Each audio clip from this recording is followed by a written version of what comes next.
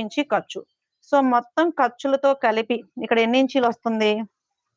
చూడండి 3 ఇంచీలు. నేను అదే చెప్తా. ఇక్కడ 3 ఇంచీలు ఉంటే, ఇక్కడ 3.5 ఇంచీలు ఉండాలి. అంతే 3, 3.5 అంటే. షేప్ బెల్ట్ ఎంత ఉందో చూసుకోవడం, 3, 3.5 పెట్టేసేయడం. లేదు ఇదిగోండి స్ట్రెయిట్‌గా ఇదే 3 ఇంచీలు ఇక్కడ కూడా డ్రా చేస్తున్నా. సేమ్ ఇలా తీసుకుంటారు కదా! ఇక్కడ మనకి స్టార్టింగ్ కర్వ్ షేప్ తీసాను. 2.5 గ్యాప్‌లో. సేమ్ 2.5 గ్యాప్‌లో ఇలాగా రౌండ్ షేప్ అనేది ఇవ్వండి. అంతే. ఇక్కడ నుంచి ఈ రౌండ్ షేప్ ఎక్కడి వరకు వెళ్ళాలి? 3.5 ఇంచీల వరకు మాత్రమే వెళ్ళాలి.